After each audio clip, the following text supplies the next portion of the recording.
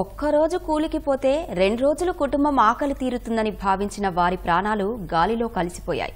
అరటి తోటలో పనులు ముగించుకొని ఆటోలో స్వస్థలానికి వెళ్తుండగా ఆర్టీసీ బస్సు డ్రైవర్ నిర్లక్ష్యం 8 మంది ఊపిరి తీసింది. అనంతపురం జిల్లా గార్లదిన్న మండలం వద్ద 44వ నెంబర్ జాతీయ రహదారిపై జరిగిన ఘోర రోడ్డు ప్రమాదం పుట్లూరు మండలం ఎల్లుట్లలో తీవ్ర విషాదాన్ని నింపింది. మృతుల కుటుంబాలకు ప్రభుత్వం 5 లక్షల రూపాయల చొప్పున పరిహారం ప్రకటించింది. అనంతపురం జిల్లా గార్లదిన్న మండలం తలగాసుపల్లి క్రాస్ వద్ద ఘోర రోడ్డు ప్రమాదం జరిగింది. పుట్లూరు మండలం ఎల్లుట్ల నుంచి 60 కిలోమీటర్ల దూరంలోని తలగాసుపల్లిలో అరటి తోటలో పనిచేసేందుకు 12 మంది కూలీలు ఆటోలో వెళ్లారు. తోటలో పని ముగించుకొని తిరిగి స్వగ్రామానికి వెళ్తుండగా ఆర్టీసీ బస్సు మృత్యురూపంలో కబలించింది. బస్సు డ్రైవర్ నిర్లక్ష్యంతో ఆటోను వేగంగా ఢీకొట్టడంతో 2 కూలీలు అక్కడికక్కడే మృత్యువాత పడ్డారు. ఒకరు అనంతపురం ఆస్పత్రికి తరలిస్తుండగా మార్గమధ్యలో మరో 5గురు ఆస్పత్రిలో చికిత్స పొందుతూ ఊపిరి వదిలారు. ప్రమాదంలో మరో 5గురికి తీవ్ర గాయాలయ్యాయి. వీరిలో 3 పరిస్థితి విషమంగా ఉంది. క్షతగాత్రులను అనంతపురంలోని ప్రైవేట్ ఆస్పత్రికి తరలించారు. మృతుల బంధువుల రోదనలతో ఆస్పత్రి ప్రాంగణం ఆవేదన భరితంగా మారింది.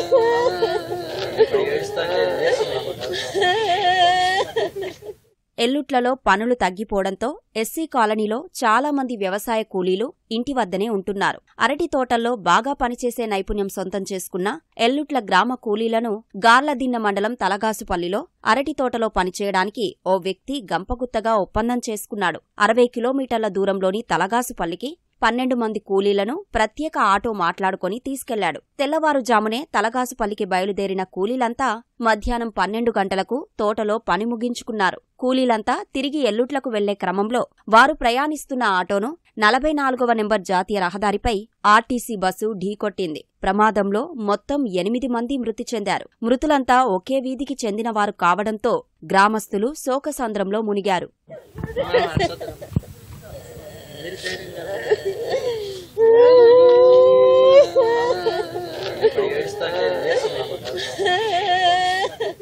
పని వెళ్ళారు, తిరిగి వస్తాన్నారంట. తిరిగి వచ్చేటప్పుడు బస్సు కొట్టింది. ఇంకెట్లా పడినారో ఏమో, ఇటుకి తరలించినారు. ఇంకెట్లా పోయినారో. ఇక్కడికి వచ్చేపాటికి మా అమ్మ చనిపోయింది. మా అమ్మ అయితే ఎప్పుడు పోయేది కాదు సార్, మా ఊర్లోనే చేస్తాండే మామూలుగా. ఆ సార్ వాళ్ళకి అట్లా కూలీలు మా అమ్మ కూడా పిలుస్తుంది, కానీ మా ఊర్లో పనికే పిలుస్తుంది. వేరే ఊర్లోకి పోయి ఇంతవరకు పోయింది లేదు సార్ మా అమ్మ.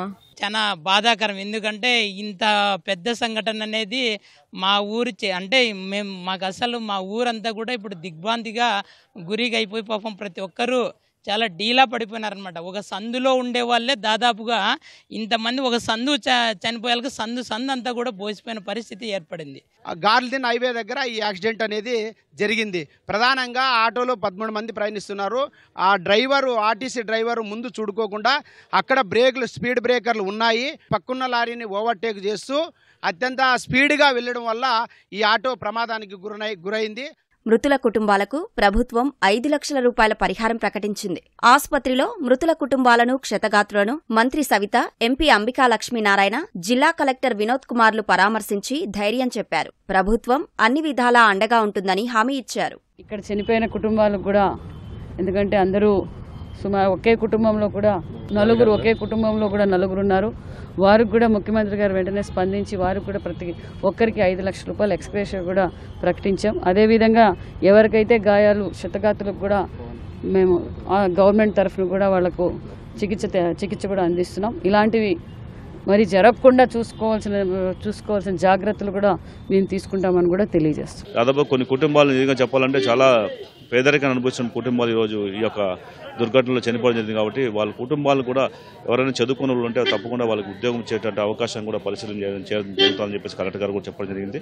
తప్పకుండా మేము కూడా పార్టీ తరఫున అన్ని రకాలుగా సహాయ సహకారాలు అందిస్తూ వాళ్ళ కుటుంబాలు ఆదుకోవడం జరుగుతుంది. ఈ యాక్సిడెంట్ అనేది ఆర్టీఎస్ బస్ అనంతపురం నుంచి హైదరాబాద్ వెళ్తున్నటువంటిది. లెఫ్ట్ సైడ్ నుంచి ఓవర్టేక్ చేసుకొని స్పీడ్ బ్రేకర్స్ ఉన్నా సరే ఫాస్ట్గా ముందుకెళ్లడం వలన ఆపోజిట్లో రైట్ టర్న్ తీసుకున్నటువంటి ఈ ఆటోలో వాళ్ళకి విజిబిలిటీ లేకపోవడం వలన ఢీ కొట్టుకోవడం జరిగింది. ఒక కుటుంబం భర్త భార్య ఇద్దరు కూడా చనిపోయారు. పిల్లల్ని కూడా కష్టంలో ఉన్నారని కుటుంబ సభ్యులు తెలియజేయడం జరిగింది. వాళ్ళ విస్తృతమైన డీటెయిల్స్ అన్నీ కూడా తీసుకొని నెక్స్ట్ ఏదైనా ప్రభుత్వ పథకాల్లో వాళ్ళకి మెయిల్ చేయగలుగుతామా ఖచ్చితంగా చూసి రాబోయే 7 రోజుల్లో మెయిల్ చేస్తాం.